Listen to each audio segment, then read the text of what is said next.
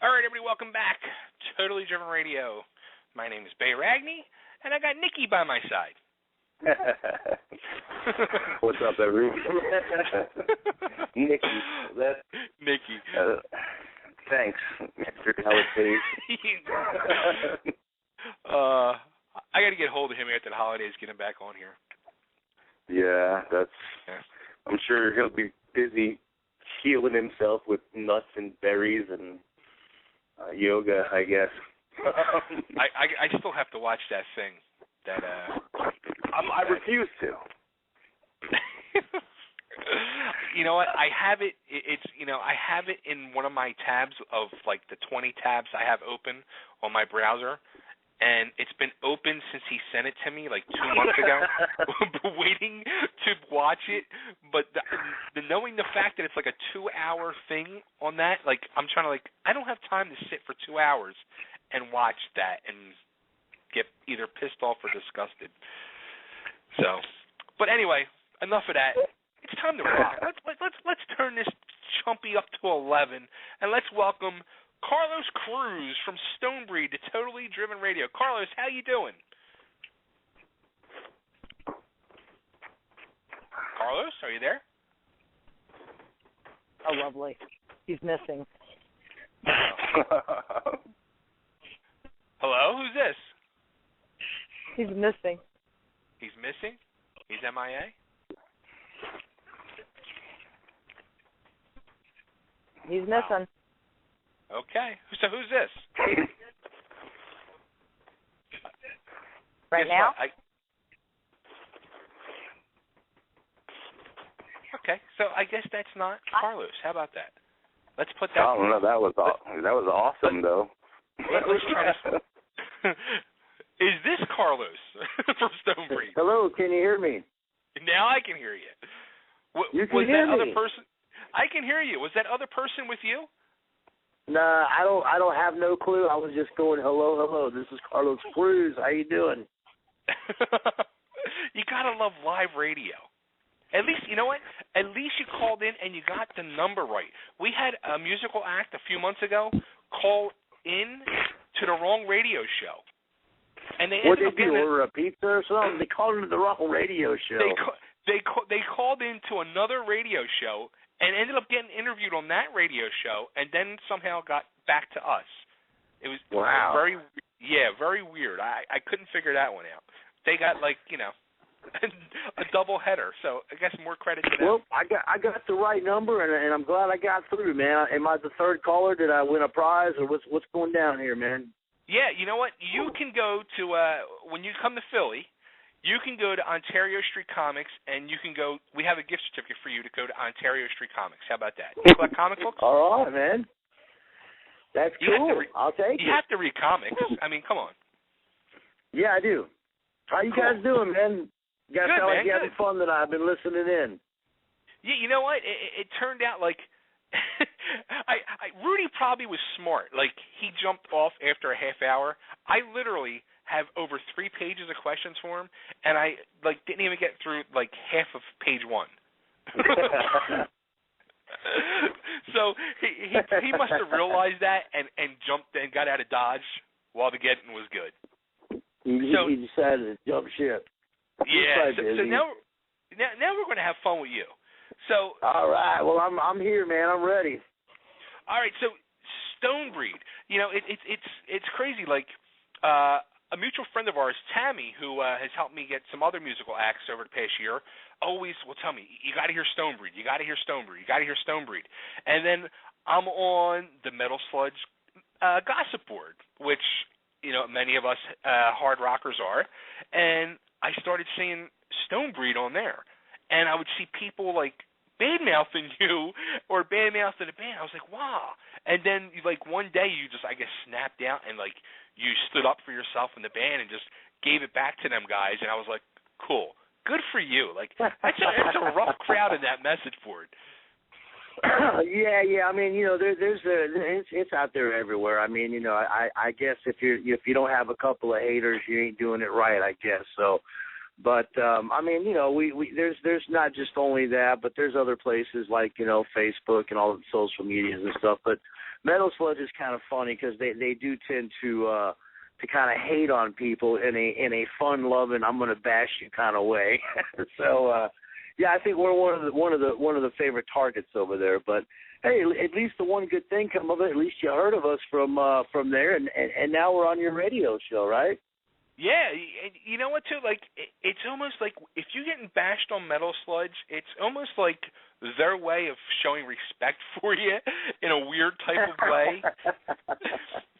And, well, that's kind of cool, man. I mean, I'll take it. But you know where you like actually got their respect, which I thought was cool. Like after like it was like a couple-page thread too of bashing going back and forth, and then like a few days later, somebody had found a video of, I guess it was from like actually a couple years ago, with Chris Holmes playing on stage with you guys doing Wild Child, and then it was like everybody was like, wow, like now we can really respect Carlos and Stonebreed because that was friggin' awesome.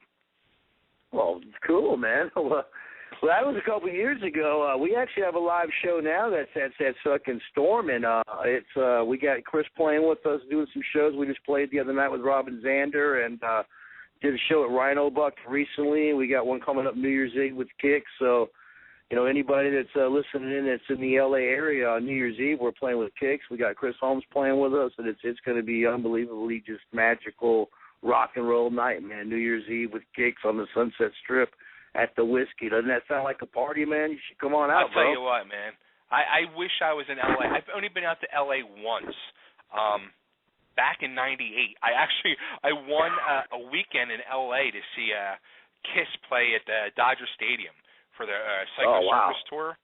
And that was the only time I've been out to L.A. And me and my buddy went, and we went to the Rainbow and got lunch. It was the first place we went as soon as we got there. And we were just like sitting there and we're talking to the waitress, and we're like asking her questions. She's like, "Dude, you're like 10 years too late."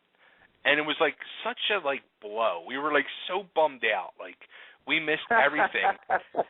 And well, like, I don't know what she means by that. I go to the Rainbow all the time, man, and it's like it's fun. I mean, there's all kind of people at the Rainbow and on the Strip, and you know they have a bunch of I guess I would call them '80s shows coming up. You know, like I got Great White playing, Lita Ford's playing. You know, Stephen Pearcy's doing a solo show, Kicks is playing.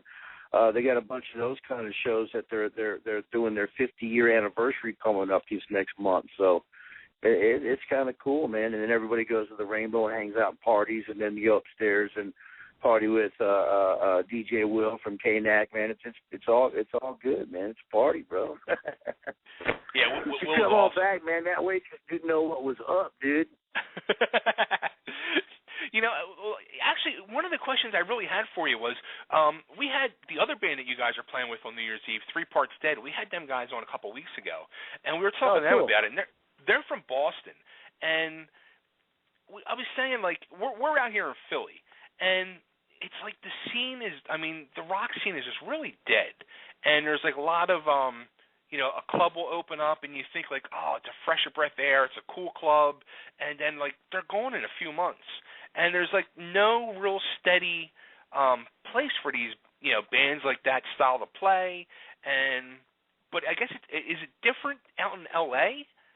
Like, I mean, well, it's kind of weird because recently, a couple of the music venues that we all have known and loved are closing down. I mean, they have been for years, but just most recently, like the Cat Club on the Strip closed down, and they turned it into some Irish bar. Then the Key Club closed down, and that the Key Club, man, I played some great shows there. I played with tons of great people there, and saw a bunch of great shows there, and that was a great rock and roll venue. That used to be the old Bizarres, which, was the rock and roll mecca of the block back in the day. So kind of sad to see that go. And then, now the Roxy is going to be closing down, doing some remodeling, but I hear they're going to reopen up and stuff. But, I mean, I don't know, times are changing.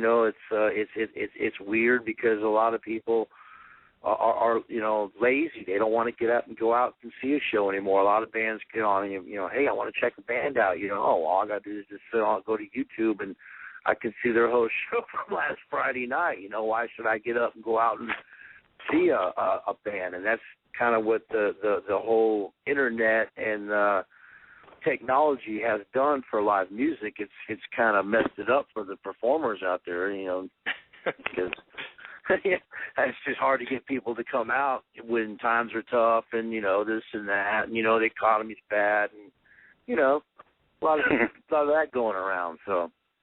Yeah, well, go ahead, Nick. Actually, I was going to say, speaking of fans coming out and stuff like that, if you don't mind, we have Tom on the line. He's a fan from New York who just wanted to talk to you real quick. Oh, yeah, what's up, man? How you doing, bud? Close. Yeah, my name is Tom, man. I just moved out from New York. Hey, I want to let you know, Carlos. These guys from Rock and Roll Gangstar about a year and a half ago turned me on to Stonebreed, and so I bought the EP probably a year and a half ago. I think I was the only one in my little town of Elmira, New York, that had the album, man, and I was turning everybody onto it, and they all love it. So you got some fans out there. But I'm living out here in California now. I just moved out here about a month ago. I'm down in Southern California, there in San Juan Capistrano, and I was wondering if you guys are ever going to come to the Coach House and play. Well, it's a fun. First of all, great to hear from you, man, and thanks a lot for spreading us around up there, man. We really appreciate it. And I'm so glad you dig the album, man. We worked hard on it, and just totally, great to hear you like it. But we've never went down to the Coach House before. And it's kind of weird because a lot of the national bands that we open for, they play the same venues, the Coach House. They play, like the Marquee 15, and they play the Canyon Club or the Whiskey. And so a lot of the same shows we normally jump on up here in our neighborhood, so to speak. Yep. Well, I'm going to make my way up down there before, but I'm going to make my way up there to see you guys. Yeah, you can come up this way, or now that you've put that bug in my ear, I might have to call the Coach House and say, look, we got to get down a little farther south. We need to book a show down there. So.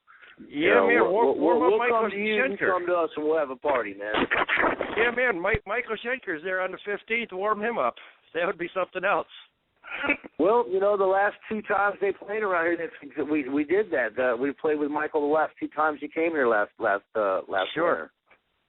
All right. Hey, look, man, I'm going to let you get back to your conversation. I just want you to know you got a huge fan here. It was great talking to you. I'm looking forward to meeting you, brother, man. Please come to the show, man, and come up and introduce yourself to you, Tom, man. I will, man. I appreciate it. All right. Hey, take care, man. Rock on, man. All right, man. Yepper.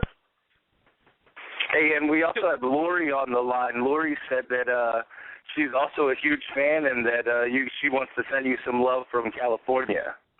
Hey there, right. Hey there. It's Lori. What's up, little love from California? What's up? Big hugs. Merry Christmas to the family and all the fans and all the friends. All right. Well, Merry Christmas to you, too, and all your loved ones as well, and all your kitty cats.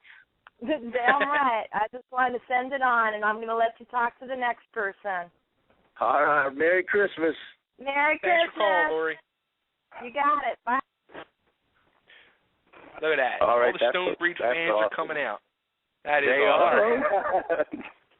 Cool, you know what's man. scary? Like, when we have more of, like a local-type band on from whatever area or singer, it's like the fans will call in for them. And that's cool. Like, if when we have, like, a Rudy Sarzo or a Bumblefoot on, it's like people won't call. They get intimidated to call.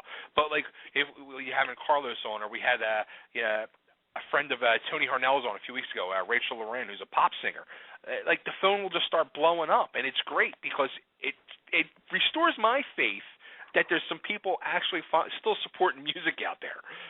Oh, yeah, absolutely. I mean, don't get me wrong when I said, times are tough and it's hard to get people out. People are still coming out. There's diehard rock fans out there, but, it's hard to go out and see a lot of these shows. I mean, especially around here, it costs money to go out and park and this and that. And they have so many shows in Hollywood. I mean, geez, in 1 week, I'm like, I got four different shows I want to come see, So the scene out there, it's still really that good? Like you're saying, there's 4 shows in a week?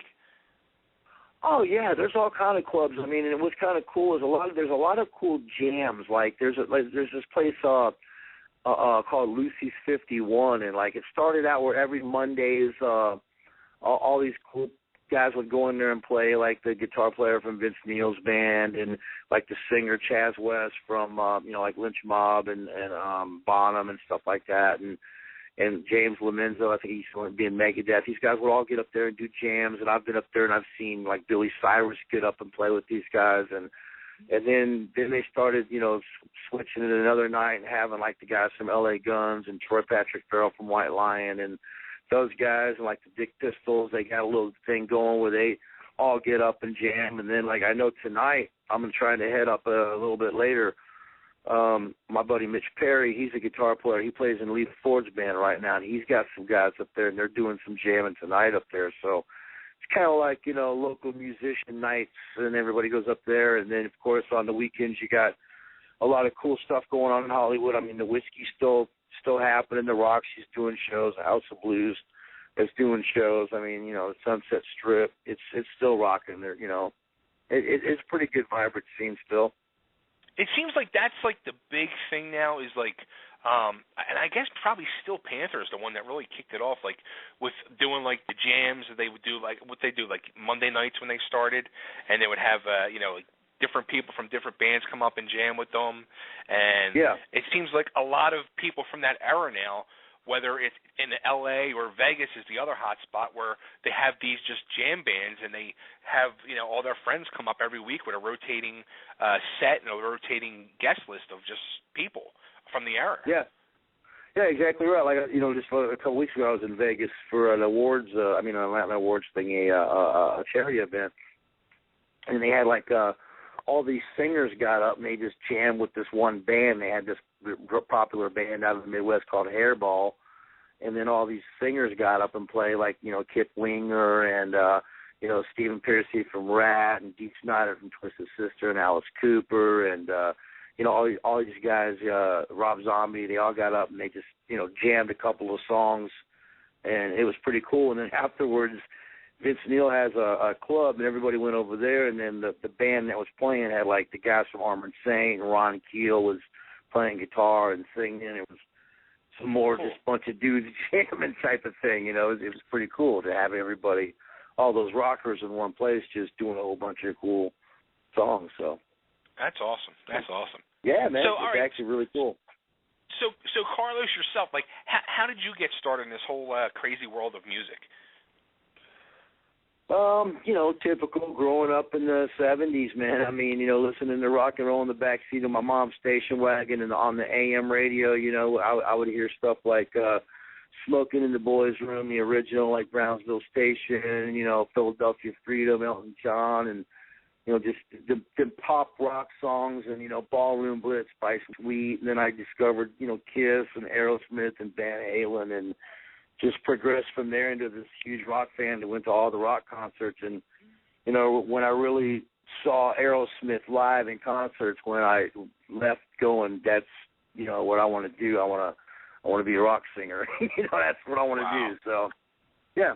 Now, are you originally from out there in the L.A. area, or? No, well, it's kind of weird. I was born in Santa Monica, California, but I only stayed out here for a couple of years, and my father had a job where he traveled every 6 weeks, so I went all over the country, but I was home based out of Detroit, Rock City. Oh, wow. So I've seen a lot of shows there at Cobo Hall, and then my mom's side of the family was based out of the Quad Cities in Moline, Illinois, Rock Island, and I would go down to the RKO Orpheum Theater, and I'd see a lot of the Midwestern bands like Cheap Trick and REO Speedwagon and bands like that would come through. Rush would come through, all those bands like that. A lot of the Midwestern bands would come through like 4 times a year. Oh, wow. So I'm kind of cutting my teeth in the Midwest, Detroit and, stuff like that on the rock and roll side. So when did you migrate back out to California? Well, went down to Florida for a while, and I got into a lot of Southern rock because I ended up jamming with these guys, and we had a band called the Bush Hounds, and we were kind of a hard rock Southern edge band, and we ended up doing a lot of shows with like Skinner and 38 Special and Molly Hatchet, and we actually did some tours with Artemis Pyle's band. He was in Leonard Skinner, and I filled in and did some vocals for him on some shows. And just, really got into the Southern rock stuff. So that's when I first when I moved out from Florida, I came out here, I was looking for more of a Southern-y type feel band when I was, first putting this band together. But I've been out here about 10 years now, back in the L.A. area. So. So Yep. all right, so you're in the Southern rock thing. What's your opinion on like a Kid Rock? Well, you know what? I respect Kid Rock because, first of all, he's from Detroit. I'm from Detroit, and I know he was silly, when he had the Kid and Play hairdo, and he was doing his serious rap stuff when he first came out. It's kind of silly, but man, I get it. He's trying to make money. He's trying to sell records, but deep down inside, if you really listen to his music, the dude's pretty talented. I mean, he's got songs that cross over the country that are mainstream, that are pop. He's making money. The dude's talented. There's no doubt about it. So, yeah. I give props to Kid Rock myself. I'll tell you what. Like, I saw Kid Rock back, when his first album came out, and what was it, Devil Without a Cause or whatever it was. And he was on tour opening up for Monster Magnet. And I went to go see Monster Magnet when they had the big hit album, Space Lord and all that. And I went and saw Monster Magnet. Kid Rock was opening up, and Kid Rock just friggin' blew me away. And it was probably one of the best live shows I ever saw. I just couldn't believe how talented. Yeah, and then who would ever think years later all the different styles of music the guy has evolved into. Yeah, that's what I'm saying. And he shows his roots. I mean, he grew up in Detroit, so obviously he had that hip-hop rap, but he also listened to Bob Seger and, country and stuff like that. So it all comes out in his songs. You can tell. You can hear him and you can hear his influences, I hear songs, I'm like, that sounds like Bob Seger, or that sounds like Leonard Skinner, Right. What do you guys think about the stuff that he did with Live Nation as far as lowering ticket prices and putting the summer tour like $20 a ticket, it doesn't matter? Do you think that, as far as reconnecting with the fans and sort of giving it back, that's pretty much sort of the ultimate salute, right? I think it is. If he can afford to do that, and more power to him. If he wants to give back to his fans like that, that's just, you're right. That's the ultimate salute to do that. I know that if Kid Rock came around my area and they were charging $80 to $100, as much as I love Kid Rock, I would be like, man, I don't know, man, it's so expensive. $20 a ticket. I would love to go see Kid Rock. Matter of fact, I might even have an extra $20 to buy a T-shirt, man. So I think that's a great idea. Now, you said you've been out there for like the last 10 years.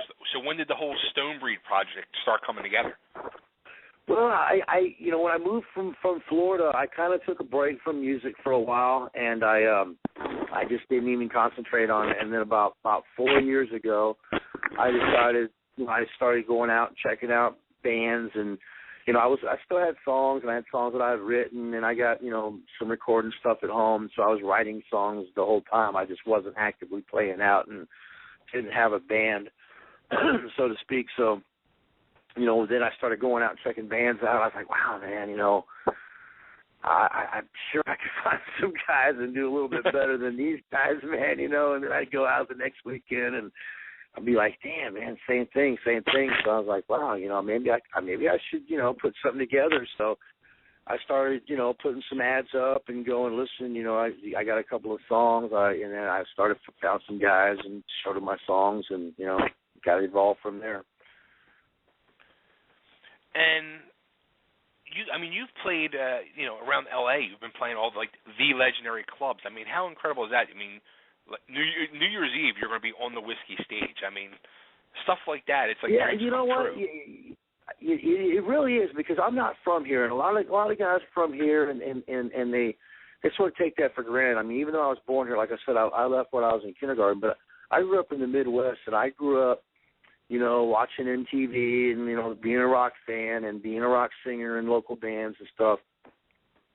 The Whiskey, the Strip, that's all legendary stuff, the Rainbow and all that. So, I came out here and experienced it in the 80s a little bit. I came out and, tried to form a band and pretty much stayed a couple of months, went back home, back to Texas, and then never came back out until recently. So when I first got out here 3 years ago, my first couple of times playing the Whiskey and, hang at the Rainbow and all that, it was like, it was like a dream come true. Now I've been here 3 years. I'm not saying it's not anymore, but I'm a little accustomed to it. But I've got friends I got some friends that are coming out this week to play with LA Guns, and they're just ecstatic. I mean, they're coming all the way from Texas.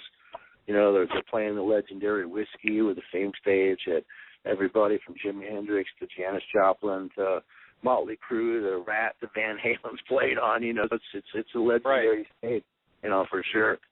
So it seems like actually we're honored to be playing on New Year's Eve, man.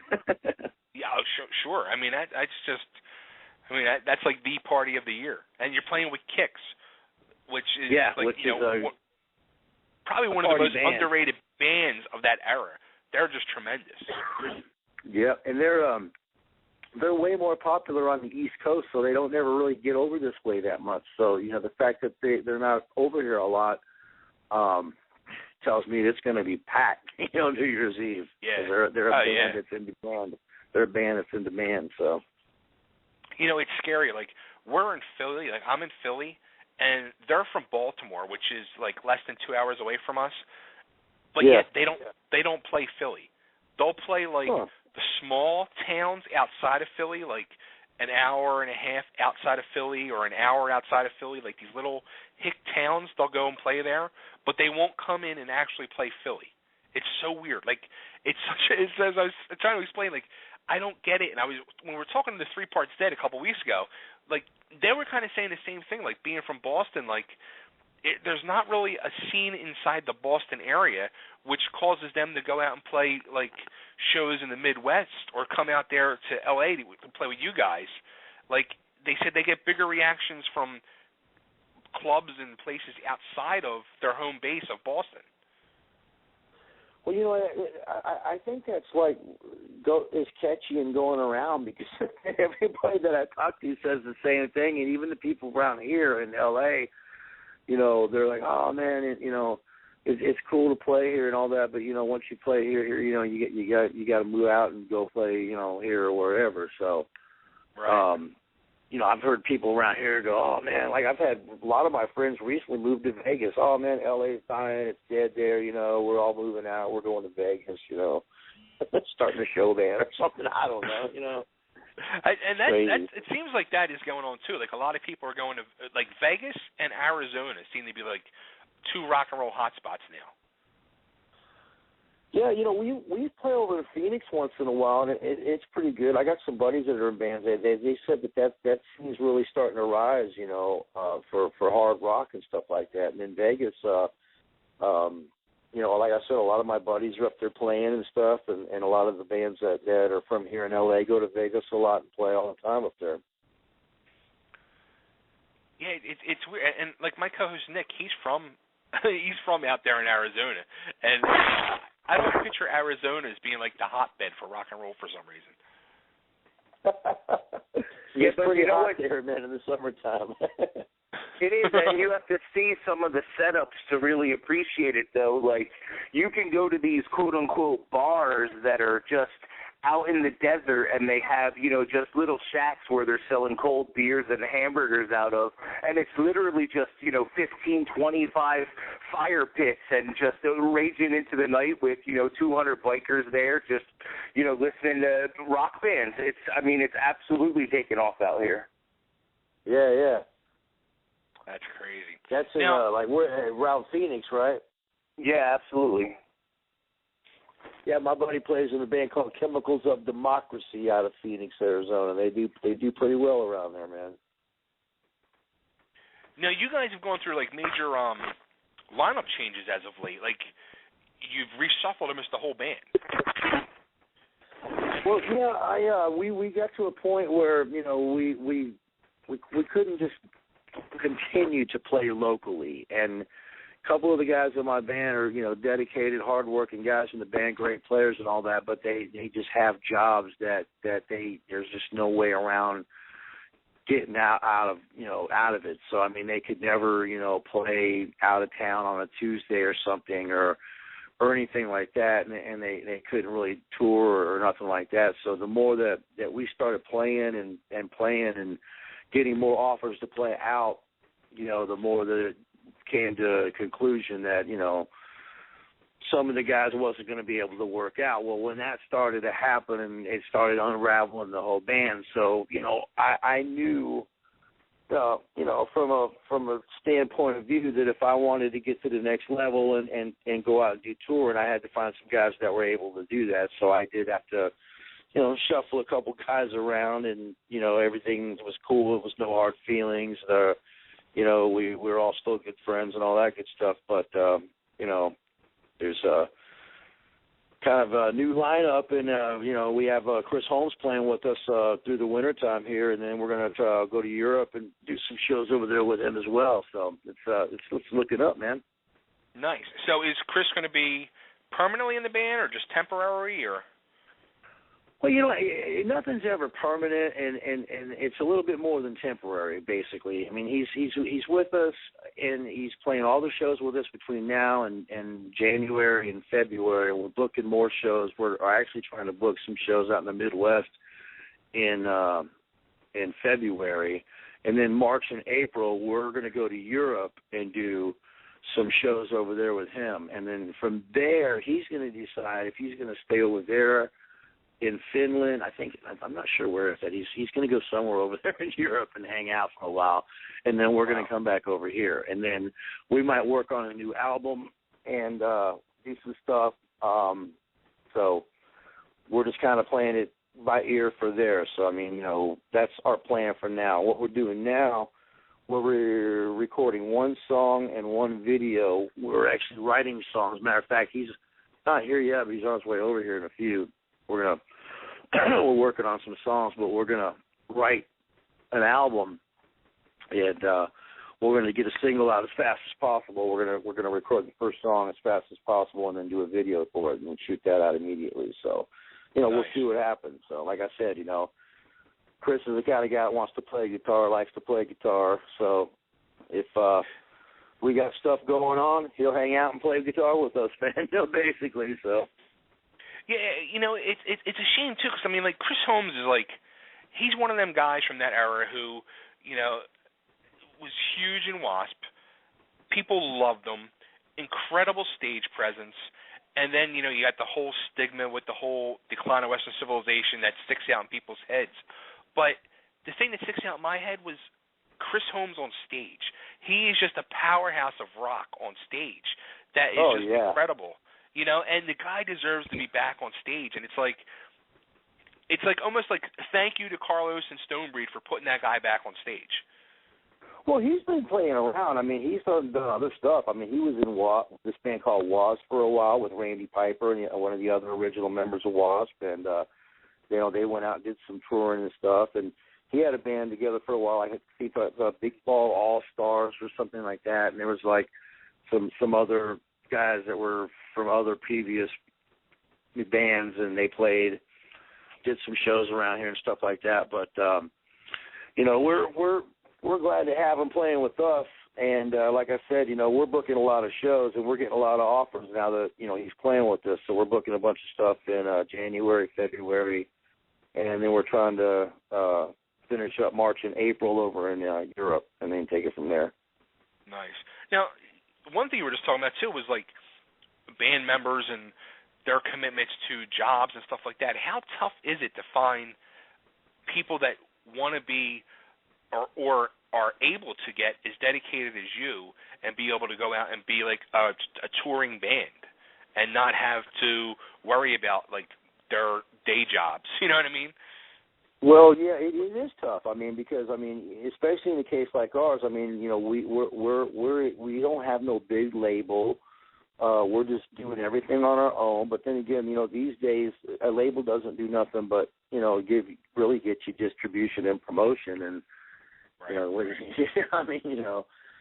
know. It just kind of makes sense to just do everything on your own. You get the word out there and just get out there and go touring and put your own merch together and just put the word out.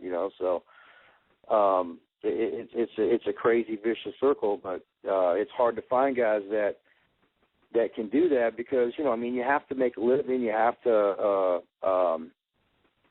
pay your bills and stuff. But if you're a band that's we never had a hit in the 80s, or nothing like that, so we can't go out and get X amount of guarantee per night. We're a band that's up and coming, so they don't pay bands like us like they pay bands that used to have a hit in the 80s, if you hear what I'm saying, you know? Yeah, So absolutely. everything's self-promoted and everything's like that. So it's hard to find guys that can, you know, go out and play for not as much money to make a little bit of name for yourself, get some recognition, do some touring to get to that next level, because that's what it takes. You have to sacrifice the, you know, you really climb that step. Okay, now boom, boom, boom, got to do this.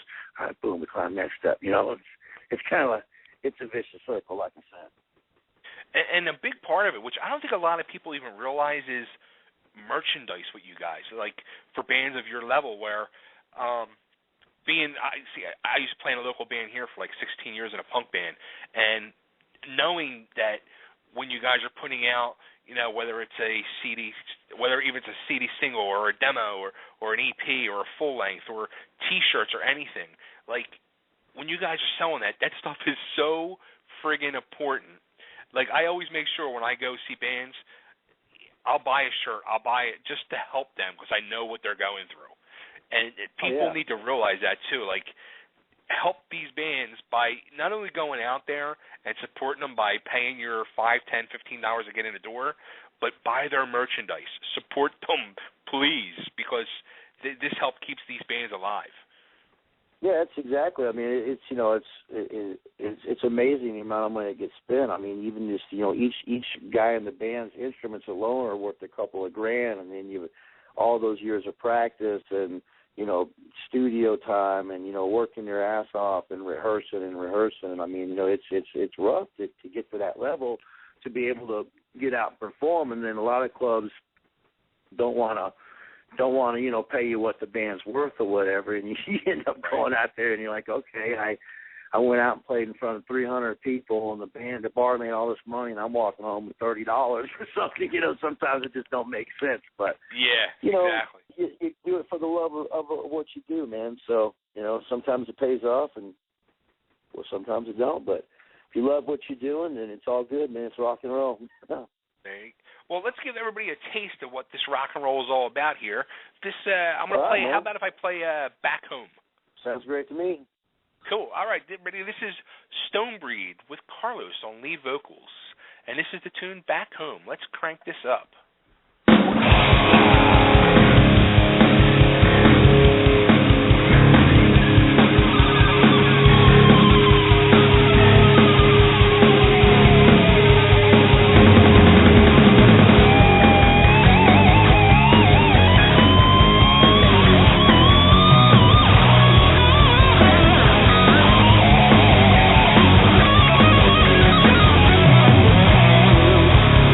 I left you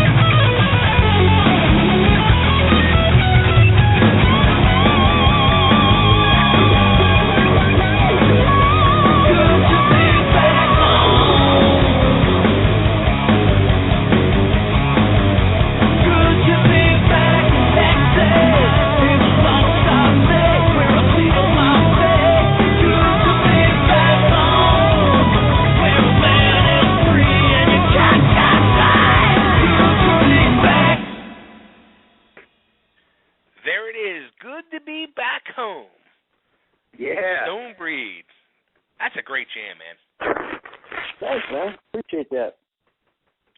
Now, as I was looking through the wonderful world of YouTube and stuff like that, did I see like a video of you guys jamming with Bobby Blotzer too?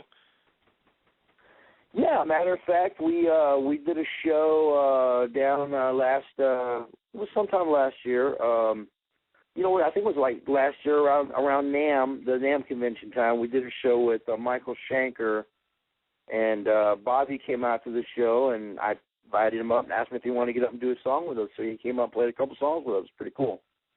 That's awesome. That's just got to be like mind blowing. Like you're growing up and Bobby Blotzer, Round and Round, Chris Holmes, Wasp, and you're getting to play with these guys. I mean, that's just friggin' awesome. Even though Sludge will bash them. It really is, man. It's like I got my own fantasy band camp going on or something. I mean, it really is. I feel fortunate and blessed every day because, like I was, telling my kids the other day, when I went to this big convention or this charity thing, and all those singers were there. I'm a singer, and I grew up, and the Kiss was there, and like I said, Vince Neil was there, and Rob Zombie, and Alice Cooper, and all these singers were there. So I was like, being there up around all these famous singers is, it's like winning the lottery. It's a dream come true. And it's like if you're a race car driver or you like NASCAR and you got to go to the Indy, 500 or whatever and get to drive the cars and hang out with everybody, it would be a dream come true. So, right. Moving here to L.A. and getting in a band and working our way up the ranks to get up to the next level. And then, now it's cool because, we people know who we are, come out and see us play, and sometimes guys that are famous will get up and jam with us. It's kind of cool, man. We dig it, man. So here's the question: are you ready to get loaded into a van and start driving around the country? Oh yeah, man. I mean, if it's financially feasible, man, that's what we're working on. I mean, we're working on doing some tours and stuff. We're probably going to do a thing where we're going to fly into the Midwest. I can't really say where yet because we're working on all that, but we'll probably fly into the Midwest and do about 2 weeks in mid-January, and then, right after we have a show at NAMM, right after NAMM, so it'll be the end of January and early February, and then route our way from there and go down and rent like a van and then route our way down through Texas and then back across and then come back home. So do 2 to 3 weeks out. That's what we're trying to do right now. So that sounds really awesome. Also, guys, I just wanted to throw out there, we have Mike on the line. He wanted to stop in and say hi. He's, I guess he's your former drummer? Mike, are you on the line? Mike, what's up, Mike? What's going on, brother? What's up, my brother? Hey, man, much love to you and the family. Merry Christmas to you, man. What's going on, man? Nothing, man. Just chilling like a villain, just jamming here at the house and stuff, looking for a gig, One of those deals. Right, man. Yeah, hey, this the former Stonebreed drummer? No, Bushhounds in Tampa. I was telling you when I was doing a bunch of shows with Molly Hatchet and Leonard Skinner, and we were doing the Southern thing. I was in this band called the Bushhounds, and this is Mike. He was the drummer in my band, the Bushhounds down there. We did all kind of shows up and down the Florida, and we did Bike Weekend, and we did freaking all kind of stuff out there. Played live. Speaking of Kid Rock, we opened for Kid Rock at Live Fest, didn't we, Mike? Yeah. Or Live Stock. Yeah, and we played at St. Pete Times Forum with we opened up for 38 Special in front of our home crowd. That was pretty cool. Nice. Yeah, that's right. Yeah, it's an Ice Pal. Yeah, it's my buddy Mike, man, my drummer from the Bushhounds. Hey, I just wanted to tell you, I seen Artemis Pyle over here at Seminole Music not too long ago, and I was able to have a chat with him, and he remembered us, and he wanted me to give you some love, brother. All right. I just saw him just not too long ago, about a month ago. They did the Rock and Roll Autograph Show here at the L.A. Westin Hotel at the airport, and we actually played over here. Did a show, and he did a show at the Rock and Roll Autograph Show. So we played about a month ago. Yeah, it's pretty cool, man. Did he tell you that he's seen me? Actually, no. I didn't even talk to him that much. We fucking did I did our show. He did his show. Saw him for a few minutes afterwards, and he was in a hurry, rushed out of there, man. I didn't even get a chance to talk to him for 10 minutes. Oh, really? Wow. Yeah, it's crazy. Anyway, man, I just figured I'd call and show some love and see your post man, on good to Facebook. hear from you, brother. That's cool, man. Hey, you sound good, bro. All right, man. Thanks, brother. Good to hear from you, man. Merry Christmas. Look at that. A little family reconnection. All right, man. Reunited, and it feels so good. Oh, that's good stuff. Good stuff. Yeah, so, man. All right, so you got coming up New Year's Eve at the Whiskey with Kicks and 3 Parts Dead, and then you got in January House of Blues.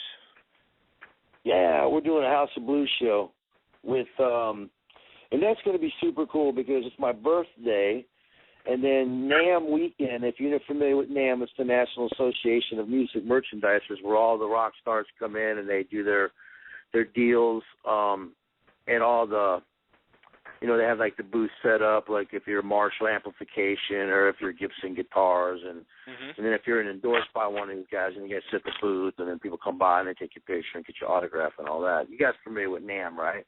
Oh, absolutely. I'll tell you like going back for years, like you would always wait to see like the NAMM coverage in like Metal Edge or Guitar Player magazine or whatever. Now it's like you just wait on social media and see who of your friends are out there and what pictures are coming out. So we're doing a NAMM show on down there at the House of Blues, and it's cool because we're playing with Warrant and Rat, and cool. That's just it's gonna be super cool because it's right during NAMM weekend and all that good stuff. So right there downtown Disney, yeah. Very January 23rd. Anybody that's listening that's in the area, Rat, Warrant, and Stonebreed at the House of Blues in Anaheim. Nice. Go out there, see Carlos and Chris Holmes tear up the stage. Yeah, and he does too, man. He's a monster on stage, man.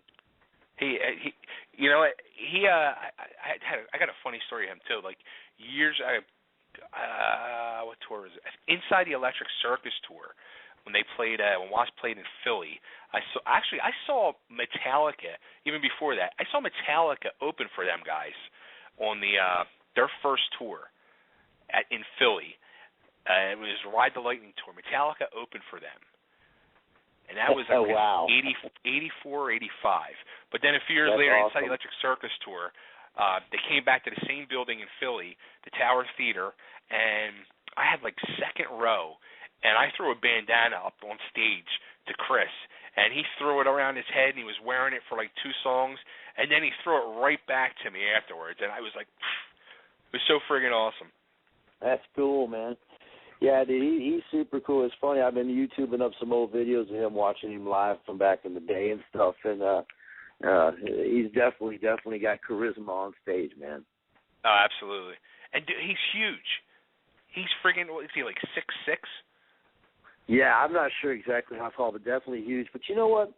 He's one of the most nicest, most humblest guys you would ever meet, man. I swear to you, man. It's so weird because people... Like I've had girls tell me, oh, he's scary, and I'm like, oh man, he's like a big gentle giant, man. He's super cool, man. And people are like, oh, because of that movie, they think he's like a drug alcoholic. Yeah. I'm like, man, I don't think he hasn't even drank in 10 years. I mean, he don't even drink, man. He walks around with this big jug of, like diet soda and shit. It's kind of funny.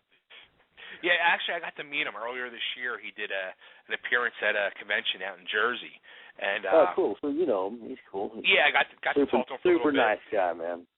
Totally. And I had my wife and my 2 daughters with me, and my older daughter, who's 16. She was like just staring at him as I'm getting my picture, and he's like, "Come here, you, come here," and he pulled her in the picture and took a couple pictures with her. She was like, oh my God, she was so scared of him, but yeah, he was such a total friggin' humbling. He was like a humble giant. Yep. That's awesome. Well, Carlos, this has been a blast, man. I want to thank you so much. I wish you a lot of luck. Hey, no problem, man. I'm glad you invited me on the show, man. It's been a great time, man. Enjoyed talking with you guys, man. Definitely. Wish you all the luck in the world, and whenever you want to promote something or whatever, just get hold of me and we'll get you back on here. All right, man. Thanks for spinning my tunes, baby, and we love you, man. Thanks for having us, brother. Thanks, man, and have good holidays and kick ass on New Year's Eve. All right, man. You got it, buddy. Take care, man. Rock and roll, brother. Ow! Take care, man. There you go, everybody. Carlos from Stonebreed. Check them out. You can find them on Facebook. You can find them on YouTube, or you can find them on Twitter, and you can find them, of course, on Reverb Nation, and you can hear some of their music on all them spots. Check them out. And tell them you heard them on Totally Driven Radio. Yeah, that's awesome, man. That was, you know what? We're going to talk. We need to have you on here all the time, I think, so you can, like, work the board. Yeah, I know you do. You know what I mean? Yeah. Look at that. The new things we can find out that the system can do. It's amazing.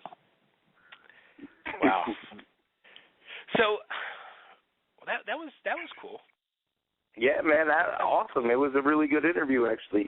Those are the ones that I think, the fans, at least I hope anyway, enjoy the most, because it's just like a total conversation. You know what I mean? Like, you and him were just sharing some love.